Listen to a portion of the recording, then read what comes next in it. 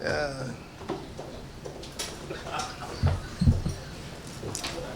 We want to thank God for life.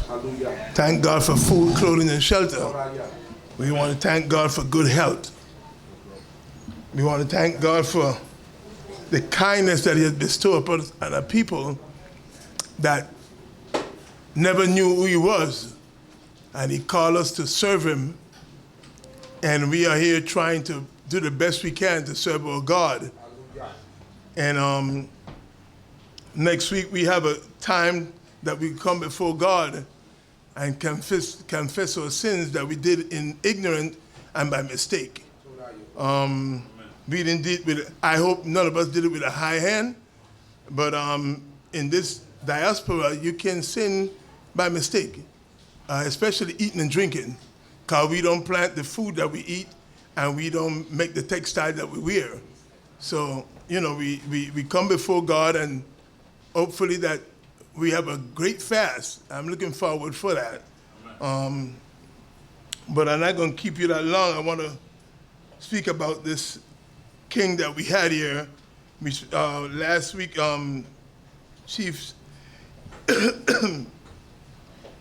my brother Chief Uzziah spoke about this great king, King Ezekiah, the Prince of Peace, and the great thing that he did. And we're going to talk about the son.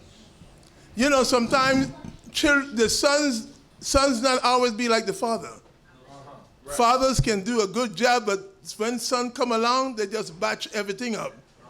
But it's your sons, you know, and you expect them to follow your lead and make things nice, but they have, like my mother said, children have a mind of their own. You can give them everything except a mind. So let's speak about this great king, because he was the king. You know, it was the king, so you have to give it to him. He's not, we come from blue blood. Don't play ourselves cheap. We came from king and princess and prophet. You know, don't listen to what they say in England. Okay? We come from king and princess and prophet. We are blue blood. All right? So let's see what our brother Manasseh did in the time that he had his power as a king. Read on, my brother. Thank you. We're in the second book of Kings. Chapter 21, verse 1. Hallelujah. Hallelujah. Manasseh was 12 years old when he began to reign. And he reigned 50 years in Jerusalem. And his mother's name was Hephzibah. And he did that which was evil in the sight of Jehovah, after the abominations of the nations whom Jehovah cast out before the children of Israel. Yes, he was 12 years old. I don't think he started out doing evil, because at 12 years old, you still want your mommy. Right. So what's going on with him here is that the people that surround him, the elders, they probably brought him into a way that he didn't know, because he was 12 years old. His father died, and he became the king, and you still have elder men that run in the nation. So he didn't start out evil.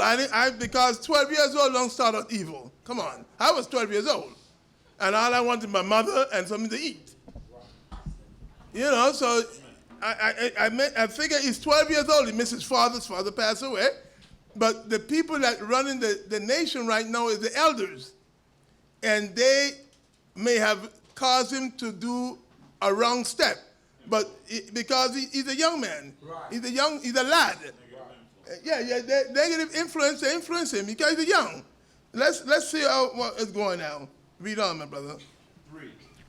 For he built again the high places, which Hezekiah his father had destroyed, and reared up altars for Baal, and made an Asherah, and did as did King Ahab, king of Israel, and worshipped all the hosts of heaven and served them. And he built altars in the house of Jehovah, whereof Jehovah said, in Jerusalem will I put my name. You see, that's he's going in a bad step.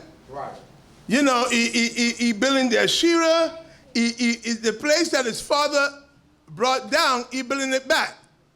So I wonder who tell him that it's okay to build that up.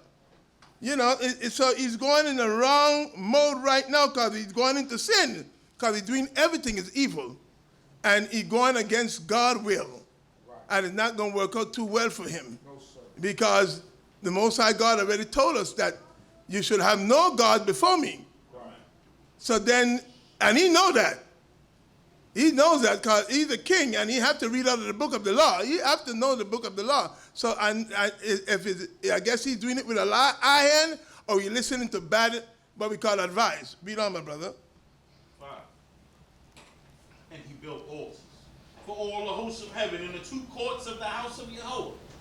And he made his son to pass through the fire, and practiced soothsaying and used enchantments, and appointed them that divine by ghosts or familiar spirits. He's doing everything that God told us we can't do. He's dealing with Baal. He's dealing with soothsayers. He's dealing with necromancy. He's dealing with familiar spirit. He's going ballistic. He's not stopping. He's doing Hare Krishna. He's doing Catholic. He's doing Protestant. He's doing Obia. He's doing everything. Amen. Yes, he's doing Jehovah's Witness. He's doing everything except Torah. So this is right there. He's doing soothsaying. He's doing tarot reading. He's doing all of that. So he's losing it. He's losing it. He's going far behind, evil. He's going way ahead of his evil. Read on, my brother. Middle of 6. Mm-hmm. And he wrought much evil in the sight of Yahweh to provoke him. And he set the graven image of Asherah, which that he had made in the house, which Yahweh said to David and to Solomon his son, in this house and in Jerusalem, which I have chosen out of all the tribes, will I put my name there forever. So Asherah is one of the things that I realized with the Indian of this country, and most of the Indian in different countries, they are all worship the Asherah. Asherah is a tree that they carve out, and most of the time, the Asherah have the beak of an eagle or a vulture. That's an Asherah. It's a tree that they carve out and put faces in it. That's an Asherah. It's a tree, the trunk that they carve out. And most of the Indians in this country did that. And the Mayan did it, the Aztec did it. So it looked like that was the worship of those, they took those worship from us and bring it over here, because all the Indian, and wherever you go, wherever there's Indian, American Indian, South American Indian, they always had Asherah as their god. That's that big pole, that post that they put inside, so he put that inside the temple of the Lord. And that's something he had not to do. Read on, my brother. 8. Neither will I cause the feet of Israel. The one then. Mm-hmm. Neither will I cause the feet of Israel to wander any more out of the land which I gave their fathers, if only they will observe to do according to all that I have commanded them, and according to all the law that my servant Moses commanded them. But they hearkened not. And Manasseh seduced them to do that which was evil more than the nations, whom Yahweh destroyed before the children of Israel. And Yahweh spoke to us in when we just came out of Egypt and coming into the land. He said, after the doing of the plan where you was, after the things that you saw in Egypt and the things that the people doing in Canaan, you shall not do. That's right. And here we are, we're going, and he's doing the same thing that God told us we should not do. And God was very angry with the Amorites, the people that God dispelled out of the land of Egypt. Israel, to put us in there, because the things that they did was an abomination to God. And here he's doing the same thing as a king. Read on, my brother. 10. And Yahweh spoke by his servants, the prophets, saying, because Manasseh, king of Yehudah, have done these abominations, and have done wickedly above all that the Amorites did, that were before him, and have made Yehudah to sin also with his idols. Therefore, thus says Yahweh, the God of Israel, behold, I will bring such an evil upon Jerusalem and upon Yehudah, that whosoever heareth it, both his ears shall tingle. Not the first time talk about, the first time we hear that word tingle is when Eli and his 2 sons, that he reprimanded his 2 sons, when his 2 sons was doing the evil taking the food from the people, the what you call it, sacrifice, and it was taken and it was laying with the woman at the entrance of the place. That's the first time you're gonna hear God say, I'm gonna do something around here that is gonna make the ears of the people tingle. That means it's gonna resonate. Amen. Yeah, that's what's gonna happen here, because I'm gonna do something that make the whole Israel shake. And that's what I mean, because if we ought because one of the things that God all responsible is the leaders of the place. Amen. So, because some of the people might not do all the evil that the leaders are doing, but nobody's stopping the king. Nobody's stopping the king. So the king is who caused the people to be evil, because everybody's following the king. Right. And you have to follow the king. Amen. Because if you don't follow the king, it's treason. So God is taking that very serious, that the king that he put up there, because God put him up, is taking his people into a different type of worship. And it's evil. Read on, my brother. 13. Mm-hmm. And I will stretch over Jerusalem the line of Samaria, and the plummet of the house of Ahab. And I will wipe Jerusalem as a man wipes a dish, wiping it and turning it upside down. I said he's going to wipe it clean, because the evil that Israel doing and Judah doing, because both of them doing evil. Nobody's better than nobody here. And the Most High God is very angry. He said he's going to wipe the dish like the way a man wipe a plate back and forth. So he's going to clean up all this evil. Let's read on, my brother. 14. Mm-hmm. And I will cast off the remnant of mine inheritance, and will deliver them into the hand of their enemies. And they shall become a prey and a spoil to all their enemies, because they have done that which was evil in my sight, and have provoked me, since the day their fathers came out of Egypt, even unto this day. Yes, because Yah had told Moshe, he says, I know these people. They are nothing but a stiff-necked people. Right. Let me alone so I could wipe them out and make a nation of you. Because we've been giving God a run for his money since we came out of Egypt. Amen. Never stop. We haven't stopped. We haven't stopped. And we have a people that God said the world says, what a wise and understanding people are these. Right. Because we have statues that's great like these. Nobody in the world has statues and ordinance like us. Nobody have that. Nobody in the world. We have the greatest thing that could ever happen to us, a God that taught us how to live with each other. Yes, sir. Nobody does that. Nobody knows to do that. No other nation have what we have that God has given us. We are blessed when it comes on to how to live with each other. How to live with each other. How to be brothers and sisters at all times. Even if we're not speaking with each other, God said if you see your enemy acts falling by the way, you should help him. You should help him. Yeah. God said, listen now, if you have this nice farm, and you got your olive yard and you got your grapes, don't just prune everything. Leave some for the poor. Passing by so you can glean. So nobody have statue like that, because everybody in the world is gimme, I want. But God said, no, I want you to look out for the poor, the widow, the fatherless, and those that never have. Nobody have it like that. And this is the God that created the heaven and earth. And he's merciful like that. Yes, sir. And we serve that God, that great King. Amen. Amen. Let's read on, my brother. 16. Moreover, Manasseh shed innocent blood very much, till he had filled Jerusalem from one end to another, beside his sin whereof he made Yehudah to sin in doing that which was evil in the sight of Yehovah. I don't know who he killed, but he killed a lot of innocent people. Right. Innocent blood is when you take somebody's life that didn't deserve it. That's right. Even he did it or his cohorts did it. Right. But he spilled a lot of innocent blood.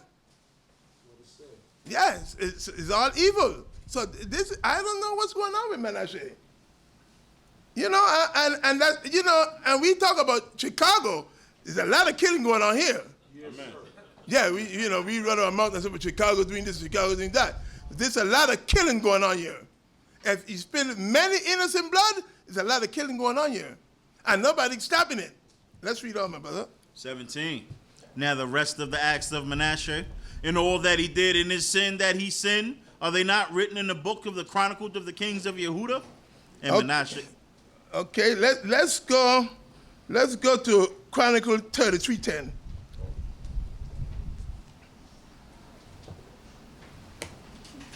Second Chronicle 33:10.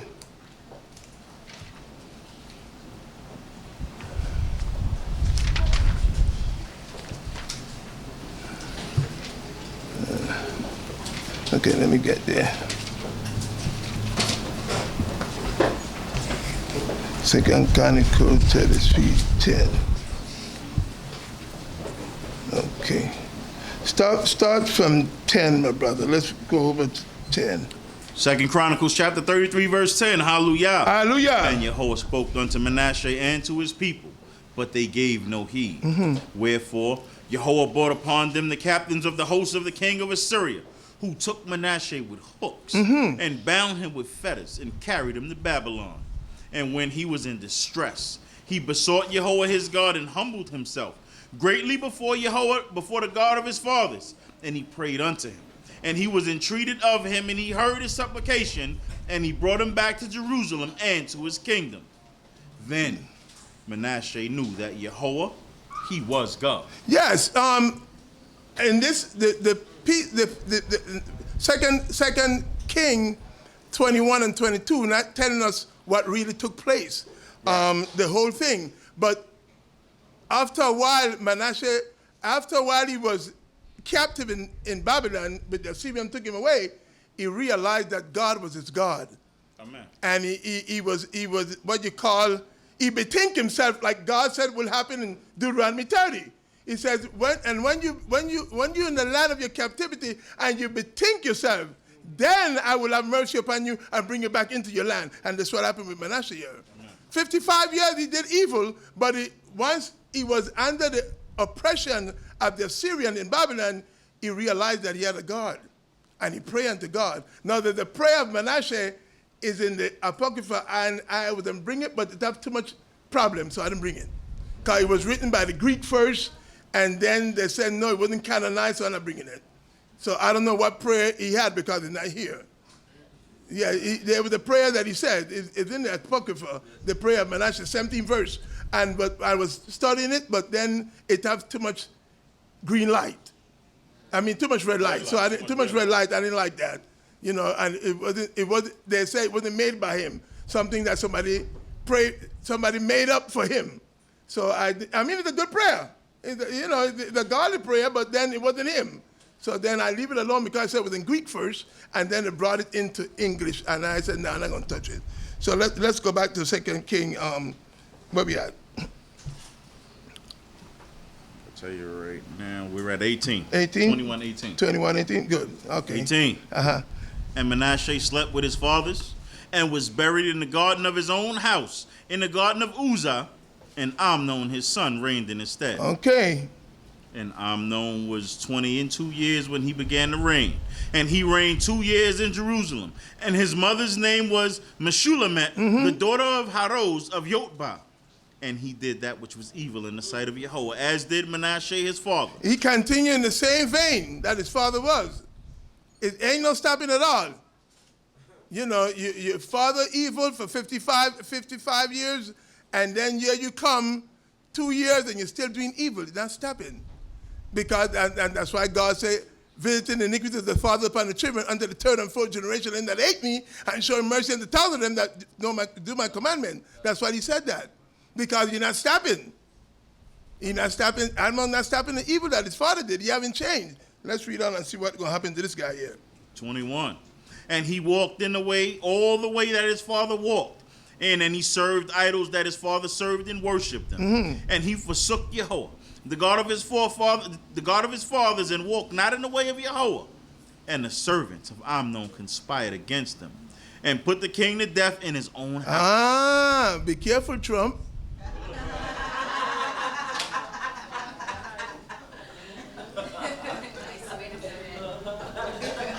Be careful. Because people, they're already conspiring against the orange-faced guy.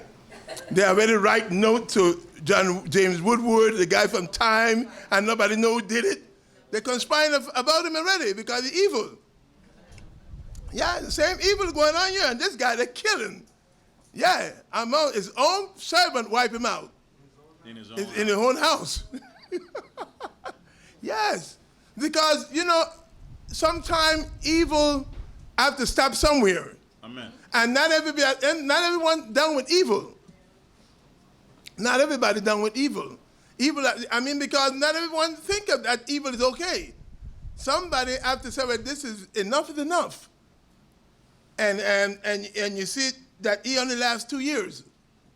He only lasts 2 years, and somebody, his own servant, conspire against him, and this is what happened. Let's read on and see what happened here. 24. But the people of the land slew all them that conspired against King Amnon, and the people of the land made Josiah, his son, king in his stead. Yeah, the people take retribution against the killers because touch not my anointed and do my prophet no harm.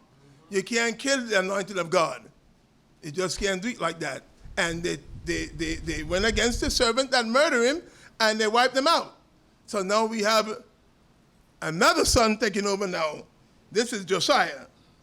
25. Now the rest of the acts of acts of Amnon, which he did, are they not written in the book of the Chronicles of the Kings of Yehuda? And he was buried in a sepulchre of the garden of Uzzah, and Josiah, his son, reigned in his stead. Okay. Chapter 22, verse 1, hallelujah. Hallelujah. Josiah was 8 years old when he began to reign, and he reigned 31 years in Jerusalem. And his mother's name was Yedidiah, the daughter of Adiah of Bazkah. And he did that which was right in the eyes of Jehovah. And he walked in all the way of David his father, and turned not aside to the right hand nor to the left. Now he's 8 years old. The brother was 12 years old, and he did evil. This guy is 8 years, so he's getting good counsel. Amen. He's getting good counsel. Something changing up here. He's getting good counsel. Because the first guy, he didn't get no good counsel. But now this guy here getting some good counsel. Right. I guess things changing here now. And he doing what is right in the eyes of Jehovah. Read on, my brother. 3. And it came to pass in the 18th year of King Josiah that the king sent Shaphan, the son of Azaliah, the son of Meshullam, the scribe, to the house of Jehovah, saying, Go up to Hilkiah the priest, that he may sum the money which is brought into the house of Jehovah, which the keepers of the door have gathered unto of the people. Donation and obligation. Amen. That's it right here. Donation and obligation. We did give money. We did give money to the place. Pass them envelopes around. Yes, we did give money. We didn't just walk out when the Shabbat finished. We gave money because you got the carpenters, you got the masonry, you got the people that clean. They have to get paid. Amen. So we did give money. We got bills. Yeah, and you got light, you got gas, you got wood, you got you as a wood. You got you got people that have to get the woods and a lot of stuff. It's at work. That's right. It's work. So we did give shekel to the place to keep the place running. Right. If we didn't put it in our pocket to buy a car or to buy a jet, we put the money back into the place so that the people could be comfortable. Amen. That's how you get that pretty. That's how you get that pretty scream going on all over. Two of them, so that you can you get comfortable. We all can be packed up here. We can go over there and sit down and watch it. We trying. But we have to get the donation and obligation from our people to keep the place up. Let's read on. 5. And let them deliver it into the hand of the woodmen. There you go. That have the oversight of the house of Jehovah. And let them give it to the workmen that are in the house of Jehovah to repair the breaches of the house. There you go. Unto the carpenters. There it is. And unto the builders and to the masons for the buying timber and hewn stone to repair the house. There you go. Howbeit, there was no reckoning made with them of the money that was delivered into their hand, for they dealt faithfully. Yeah, they didn't know all the money that they have there because they're not here to take the money. It's money that not them own, so they didn't reckon all that money was there. Read on, my brother. 8. And Hilkiah the high priest said unto Shaphan the scribe, I have found the book of the law in the house of Jehovah. And Hilkiah delivered the book to Shaphan, and he read it. The book of they found the scroll, the Torah. The high priest found the scroll. I guess that's when they came back from Babylon? They haven't been to Babylon yet? No, oh, I mean in Syria? Yeah, and they just find the scroll. Okay, read on, my brother. 9. And Shaphan the scribe came to the king and brought back word unto the king and said, Thy servants has poured out the money that was found in the house, and delivered it into the hand of the workmen that have done the oversight of the work of the house of Yahweh. And Shaphan the scribe told the king, saying, Hilkiah the priest have delivered me a book. And Shaphan read it before the king. And it came to pass, when the king had heard the words of the book of the law, that he rent his clothes. That means they wasn't doing Torah. He realized the mistake that been happening, that they just going about their own self without knowing the laws of God. Amen. Okay? And that's why he rent his clothes, because they probably haven't done Shabbat. They probably haven't done Pesach, CHOKMAH, they haven't done that yet. So when he read him that, when the scribe read him all of that, he felt like, yo, we've been sinning. Amen. That's why he ripped his clothes off. Because you see, where we were sinning, we wasn't doing this right. And God maybe have been angry with us. And that's it. So when the thing about it is this: when the Most High God bring you back, open your eyes, and bring you back to His law, His statutes, and His commandment, you need to put all your all in it. Amen. Defer not to just tiptoe through the tulip with it. Do it the best way you can. Hallelujah. Don't dance around it. Do the best you can with it. If you don't know, ask.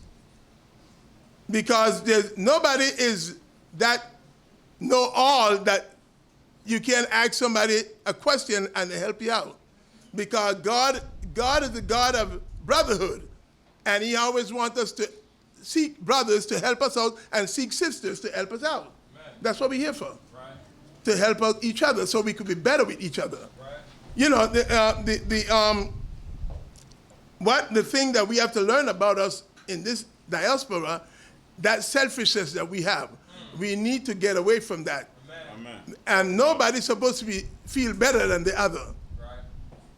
Your brother and your sister should always want to help you out in this law. Right. Always want to help you out in this way of life. Because we all belongs to this Most High God. And he don't think about us one better than the other. We all bunch up in the same place. Very true. And if one of us do right, He expects everybody to do right. Amen. One teaches one. Right. And it's a brotherhood thing and a sisterhood thing. It's not a selfish thing. Right. It's help one, each one teach one. So it's never a thing that you can just keep the thing that you know and don't pass it on to your brother. It's good for your brother to ask you a question and you can pass it on to him. And your sister asks you a question and you pass it on to her. Because that's what makes us as a team. Right. And make God happy with us. Because God is happy with teamwork. Amen. God only happy with teamwork, not selfish work. Right. God only happy with teamwork, not selfish work. No, you don't believe in that one man thing. It's a teamwork thing. Right. And because He hear the cry of everybody at one time. He's not listening to one cry. He want to hear the cry of everybody. So that means they're all hurting. I mean, we could pray individually to God, but what I'm saying, God loved the teamwork. Amen. Let's read on, my brother. 12. And the king commanded Hilkiah the priest, and Ahikam the son of Shaphan, and Achbor the son of Micaiah, and Shaphan the scribe, and Asaiah the king's servant, saying, Go ye inquire of Yahweh for me, and for the people, and for all Yehudah concerning the words of this book that is found. For great is the wrath of Yahweh that is kindled against us, because our fathers have not hearkened unto the words of this book, to do according to all that which is written. Yes, inquire from somebody, because we haven't done nothing right. And the wrath of Yah don't fall upon us. And he was scared. This is a good king. He don't want that what you call rat come on his people. So he said, go and inquire. We're going to see who we're going to inquire about. Read on, my brother. 14. So Hilkiah the priest, and Ahikam, and Achbor, and Shaphan, and Asaiah went unto Huldah, the prophetess, the wife of Shalom, the son of Tikwa, the son of Harbas, keeper of the wardrobe.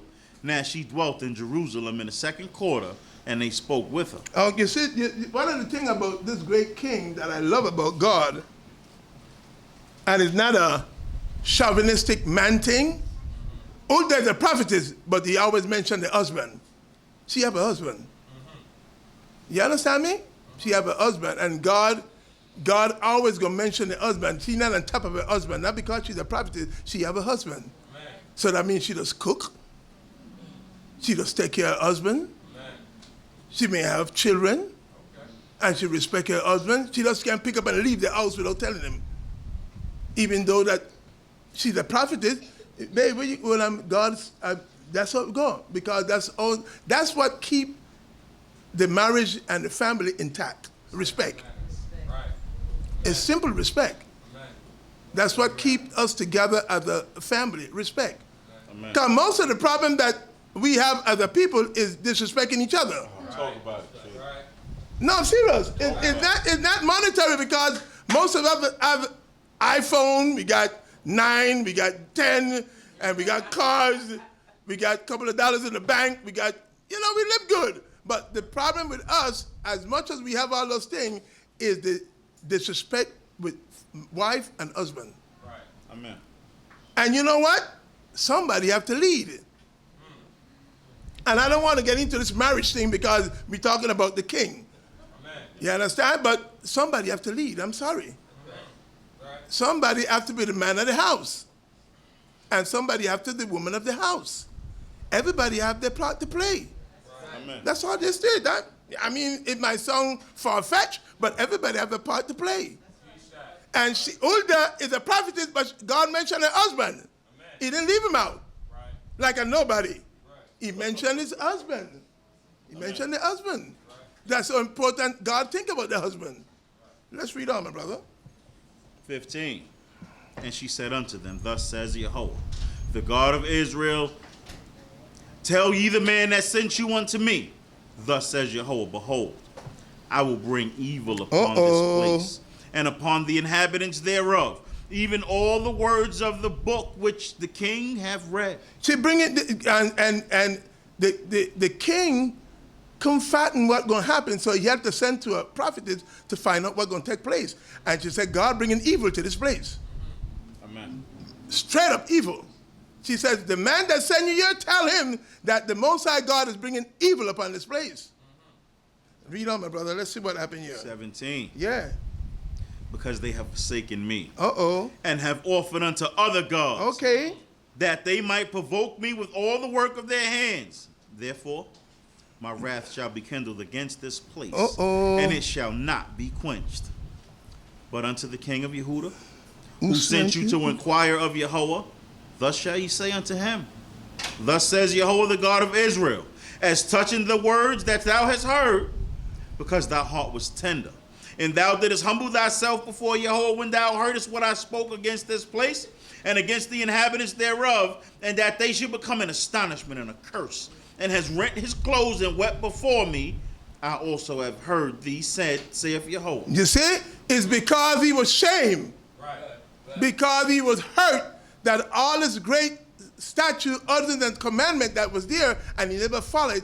And God said, just because your heart was tender towards me, there's a lot of good things that might not happen to you, but I'm still bringing evil upon this place. Right. Because it's too far gone. The wheel already turning. The wheel already turning. The wheel already turning, so it's not going to stop. But it's through you, it may slow down. But it's just for your sake. Because when you heard the word of this book, you tear your clothes off and your heart, you rent your heart. And you were sorry for the thing that was going on. And that's what God expects from us Wednesday. Amen. That we come before him with a forgiving heart, with a contrite spirit. Amen. That's what he wants from us, a contrite spirit. That's what he's looking for. Right. And that will get you over with God. And you see it right here. It says, just because when you heard my words and you was caring for that word and you was ashamed of it and you had a contrite heart towards it, then will I have mercy upon you. Right. Let's read on and finish it up, my brother. 20. Therefore, behold, I will gather thee to thy fathers, and thou shalt be gathered to thy grave in peace. Neither shalt thou eyes see all the evil which I will bring upon this place. And they brought word back unto the king. He bringing evil unto the place. Evil's coming onto the place, but not because God is have mercy on Josiah, but evil is coming to the place. Shabbat Shalom. Shabbat Shalom Lakah. Okay.